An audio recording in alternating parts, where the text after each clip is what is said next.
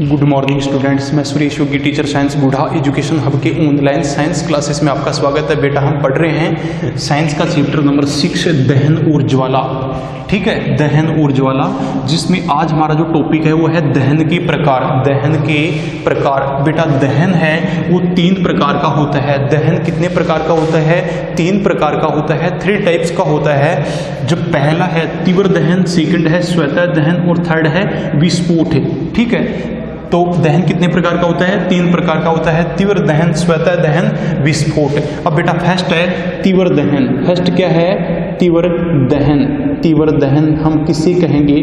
तीव्र दहन हम किसे कहेंगे? तो इसकी परिभाषा है बेटा कि ऐसा दहन जिसमें दाह्य पदार्थ, ऐसा दहन, परिभाषा बेटा इसकी कि ऐसा दहन जिसमें दाह्य पदार्थ, जिसमें दाह्य पदार्थ छोटी सी चिंगारी से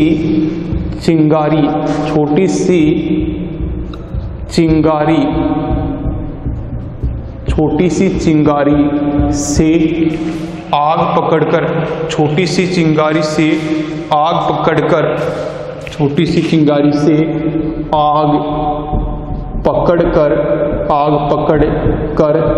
तेजी से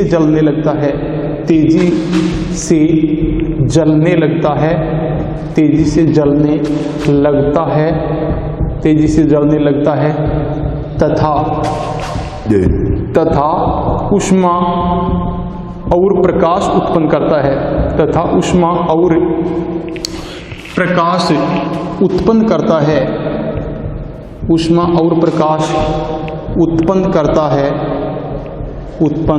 करता है, तीव्र दहन कहलाता है। क्या कहलाता है बेटा?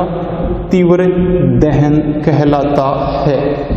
ठीक है, ये इसकी परिभाषा होगी कि भाई ऐसा दहन जिसमें दाह्य पदार्थ छोटी सी चिंगारी से आग पकड़कर तेजी से जलने लगता है तथा ऊष्मा और प्रकाश उत्पन्न करता है, तीव्र दहन कहलाता है। तो जैसे बेटा, जैसे एलपीजी का दहन, एलपीजी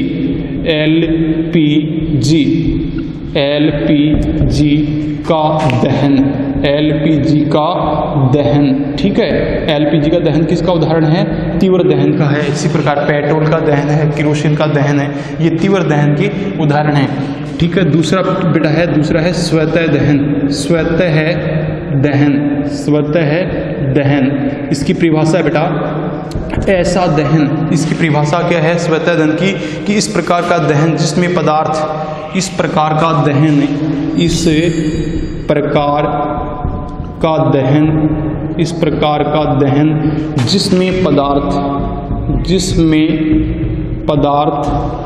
जिसमें पदार्थ बिना किसी प्रत्यक्ष कारण के, बिना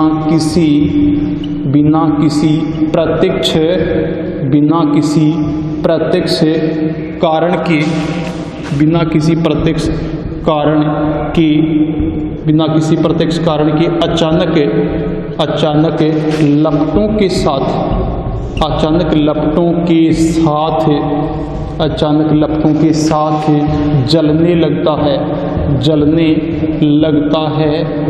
जलने लगता है, स्वतः दहन कहलाता है। क्या कहलाता है बेटा? स्वतः दहन कहलाता है। ठीक है, कि ये स्वतः दहन होता क्या है? कि इस प्रकार का दहन जिसमें पदार्थ बिना किसी प्रत्यक्ष कारण के अचानक लपटों के साथ जलने लगता है, स्वतः दहन कहलाता है। जैसे बेटा इसका उदाहरण है, जैसे फास्फोरस है, ये कमरे के ताप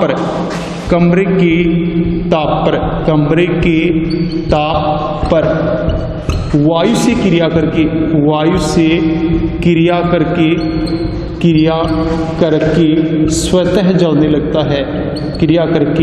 स्वतः जलने लगता है, स्वतः जलने लगता है। इसलिए बेटा फास्फोरस को कहाँ रखते हैं, इसको फास्फोरस को जल में रखा जाता है। किस में रखा जाता है, जल में रखा जाता है। क्यों रखा जाता है, वायु से संपर्क तोड़ने के लिए। ठीक है, अगला है बेटा विस्फोट।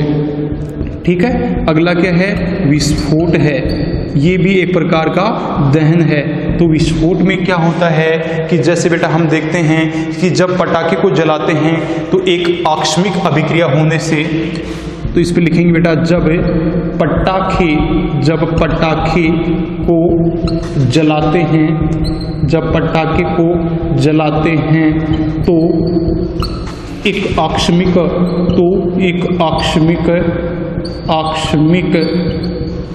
अभिक्रिया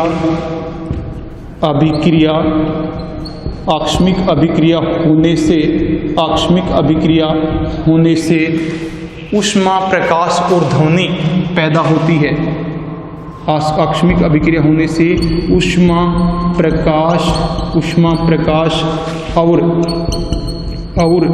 ध्वनि, ऊष्मा, प्रकाश और ध्वनि पैदा होती है या उत्पन्न होती है,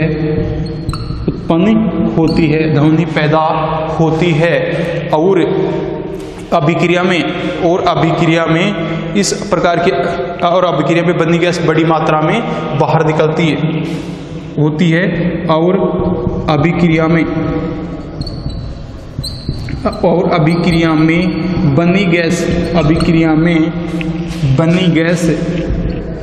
बनी गैस या उत्पन्न गैस बड़ी मात्रा में बाहर निकलती है, बड़ी मात्रा में बाहर निकलती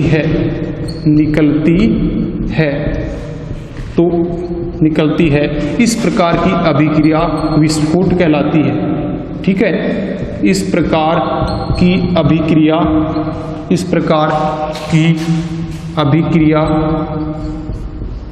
विस्फोट कहलाती है, या इस प्रकार की अभिक्रिया को विस्फोट कहते हैं। ठीक है, इस प्रकार की अभिक्रिया क्या कहलाती है, विस्फोट कहलाती है। ठीक है ना बेटा, ये विस्फोट है कि जब पटाखे को जलाते हैं तो एक आकस्मिक अभिक्रिया होने से ऊष्मा, प्रकाश और ध्वनि पैदा होती है और अभिक्रिया में बनी गैस बड़ी मात्रा में बाहर निकलती है। इस प्रकार की अभिक्रिया विस्फोट कहलाती है।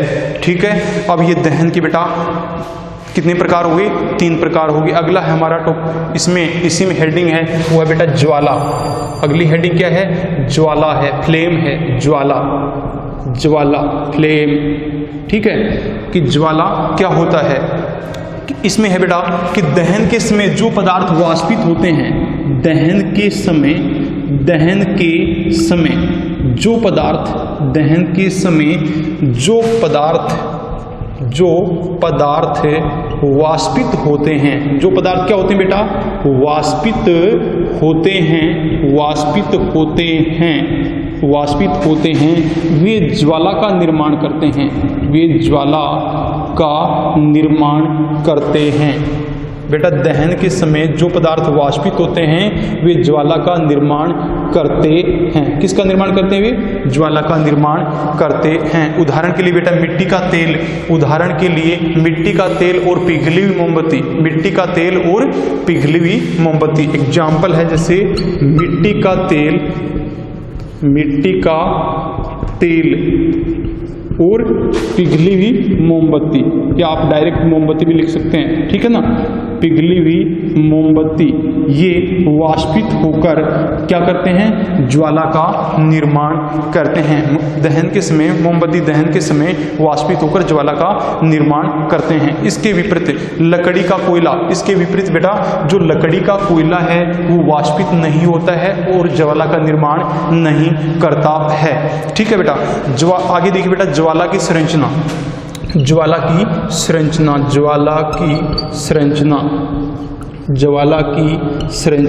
बेटा ज्वाला की संरचना के 3 भाग होते हैं। कितने भाग होते हैं, आप लिखेंगे ज्वाला की संरचना के 3 भाग होते हैं। ज्वाला की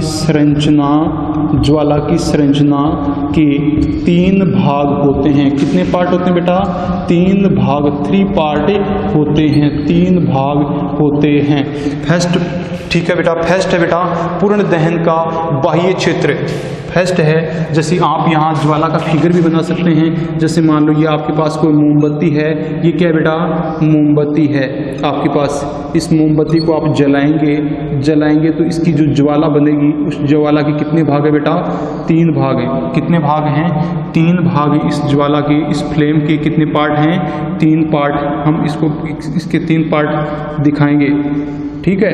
कितने पार्ट हैं इसके, 3 पार्ट हैं। इसके 3 पार्ट में जो आपको सबसे बाहर की ओर दिख रहा है, ये पूर्ण दहन का बाह्य क्षेत्र है।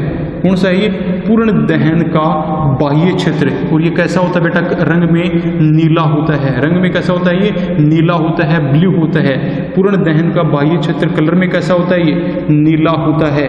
उसके बाद में कि इसका जो नीले के बाद में इसका जो मध्य वाला भाग है, ये क्या है कि आंशिक दहन वाला मध्य भाग है। आंशिक दहन वाला ये मध्य भाग है, ये कैसा होता है, पीला होता है। कैसा होता है, पीला होता है। और इसका जो आंतरिक भाग है, इंटरनल पार्ट है, बिना जली मोमबत्ती का आंतरिक भाग, बिना जली मोमबत्ती का सबसे आंतरिक भाग है, ये क्या होता है बेटा, काला होता है। बिना जली मोमबत्ती का आंतरिक भाग काला, ठीक है। तो आप ज्वाला की संरचना के 3 भाग हैं। कितने भाग हैं बेटा, 3 भाग होते हैं इसकी संरचना के। इस फ्लेम की स्ट्रक्चर के 3 भाग होते हैं। कितने भाग होते हैं, 3 भाग होते हैं। आप इसके 3 भाग ऐसे बना सकते हैं, ठीक है ना। तो सबसे बाहर का जो भाग वो कैसा होता है, नीला होता है, पूर्ण दहन का बाह्य क्षेत्र। तो यहाँ लिखेंगे फर्स्ट पूर्ण दहन का बाह्य क्षेत्र ब्रैकेट में करेंगे नीला, ब्रैकेट में क्या करेंगे, नीला करेंगे। इसके आगे क्या लिखेंगे बेटा, इसके आगे आपको ये लिखना है, यह ज्वाला का सबसे गर्म भाग है। यह ज्वाला का सबसे गर्म भाग है। यह ज्वाला का सबसे गर्म भाग है। फर्स्ट ज्वाला की संरचना के 3 भाग है, जिसमें पहला भाग पूर्ण दहन का बाह्य क्षेत्र, ब्रैकेट में लिखना है नीला। फिर इसके आगे लिखेंगे यह ज्वाला का सबसे गर्म भाग है। उसके बाद में सेकंड में आप लिखेंगे कि सेक्शन में क्या लिखेंगे, आंशिक दहन वाला मध्य भाग, आंशिक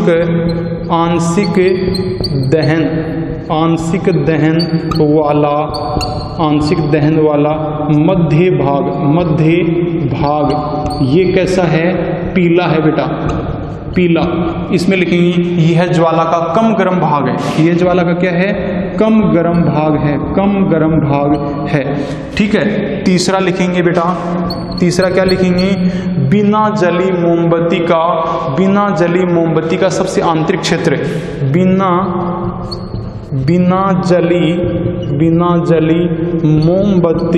बिना जली मोमबत्ती का सबसे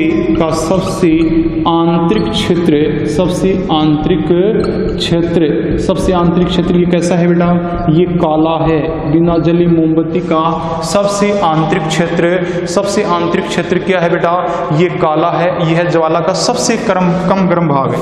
आप इस क्या लिखेंगे, यह ज्वाला का सबसे कम गर्म भाग है। यह है ज्वाला का सबसे कम गर्म भाग है, सबसे कम गर्म भाग है, ठीक है।